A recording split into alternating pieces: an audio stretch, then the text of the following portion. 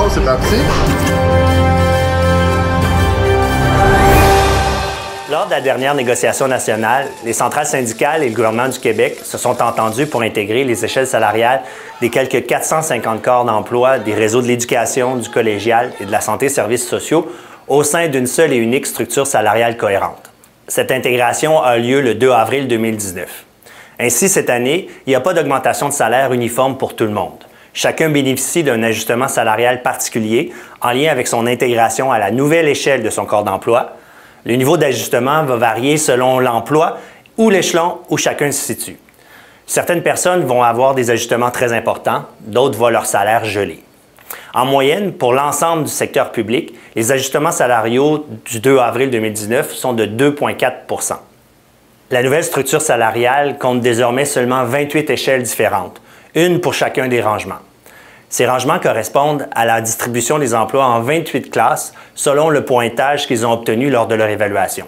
Certains des emplois du rangement 1 à 12 ont des taux uniques. Cette nouvelle structure vient éliminer un grand nombre d'incohérences et d'iniquités qui existent depuis longtemps dans la rémunération des différents emplois présents dans nos réseaux publics.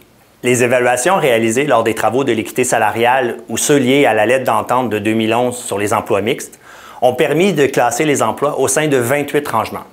Par contre, on constate que des échelles salariales complètement différentes peuvent persister au sein d'un même rangement, comme en témoigne cet exemple.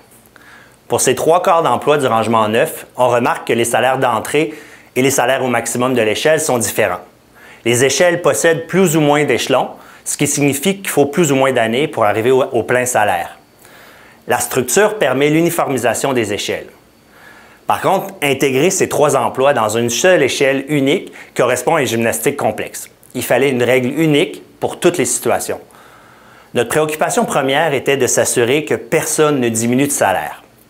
Parce qu'une intégration échelon à échelon aurait pu causer des reculs salariaux, comme ici dans le cas de la secrétaire. L'intégration prévue se fait donc selon la règle suivante. Chaque personne est intégrée dans sa nouvelle échelle à l'échelon qui a un salaire équivalent ou immédiatement supérieur à celui qu'elle avait au 1er avril 2019. Ainsi, la secrétaire intègre à l'échelon 7, son salaire passe de 23,75 à 24,22 $ de l'heure. L'opérateur en informatique reste à l'échelon 6, son salaire passe de 23,25 à 23,65 $ de l'heure. Pour sa part, l'opérateur en reprographie recule d'un échelon. Il passe du 7e au 6e échelon. Son salaire connaît un modeste ajustement de 23,63 à 23,65. Par contre, comme ces 2 derniers employés ne sont plus au sommet de leur échelle, ils auront droit à une progression d'échelon en cours d'année, comme en début de carrière. Cette progression aura lieu à leur anniversaire d'embauche ou à leur date de progression qui dépend de chacune des conventions collectives. Ainsi, en cours d'année, tous les 2 passeront à un salaire de 24,22 $. Ce mode d'intégration, qui dans certains cas peut créer une déconnexion entre l'expérience des travailleuses et des travailleurs et leur place dans l'échelle, certains gagnent des échelons, d'autres perdent des échelons. Par contre, ce mode d'intégration garantit que personne ne baisse de salaire. En aucun cas, un changement d'échelon va provoquer une diminution de salaire ou une modification de l'ancienneté. Dans le cas des employés dont le salaire maximum est plus élevé que celui qui est déterminé par la structure, les employés deviennent hors taux, hors échelle après le 2 avril. Par contre, les salariés conservent le même salaire qu'en 2018. Prenons l'exemple des API qui sont intégrés au rangement 21. Leur salaire annuel est de 79 685 par année en 2018. Au 2 avril 2019, la nouvelle échelle affichée dans leur convention collective est ajustée au salaire maximal du rangement 21, soit 78 640. Or, les personnes ne diminuent pas de salaire. Celle qui était à 79 000 reste à 79 685. Pour les prochaines augmentations de salaire, la règle du moitié-moitié des hors taux hors échelle s'applique à elles. Elles recevront une augmentation de salaire équivalente à la moitié du taux négocié. L'autre moitié sera versée en forfaitaire.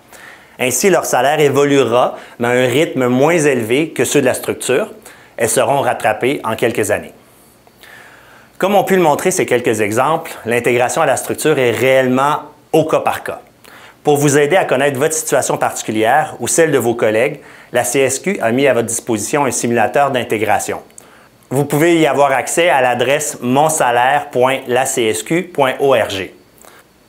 Dans nos réseaux, il y a 2 corps d'emploi qui conservent des échelles hors structure, les enseignantes et enseignants des commissions scolaires et celles et ceux des cégeps.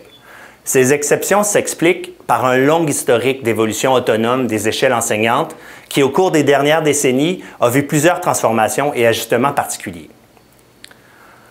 En harmonisant les conditions salariales de tous les employés des services publics, en souhaitant régler une foule d'incohérences et d'iniquités, en apportant des correctifs différents selon chaque situation, la structure crée des situations moins intéressantes pour certaines personnes. Nous n'avons qu'à penser aux emplois qui deviennent hors taux, hors échelle et qui voient leur salaire gelé, ou encore aux personnes qui se retrouvent plus bas dans leur échelle salariale. En cours de négociation, le Front commun a mis tous ses efforts pour réduire au maximum les situations inconfortables. C'est pour cela que nous avons obtenu que la courbe d'équité salariale, utilisée pour déterminer les salaires maximums, soit bonifiée de 2,5 % au 2 avril 2019. Cela a eu pour effet de réduire grandement le nombre d'emplois dont le maximum est au-dessus de la courbe. Au final, c'est seulement 4,2 % des effectifs des 3 réseaux qui se retrouvent dans une situation de gel de salaire au 2 avril 2019. 41 % reçoivent un ajustement d'exactement 2,5 % car leur emploi était déjà sur la courbe. 18 % auront un ajustement plus important que 2,5 %, dont un bon nombre dépasse le 5 %. À la CSQ, c'est 79 % des membres qui bénéficieront d'un ajustement de 2,5 % ou plus. À l'aube de l'intégration à cette nouvelle structure cohérente, il est normal que des questionnements ou des inquiétudes émergent. Vous trouverez sur le site monsalaire.lacsq.org le simulateur d'intégration, un document d'explication plus complet et une autre vidéo qui explique avec plus de détails l'origine de cette structure. Merci de votre attention.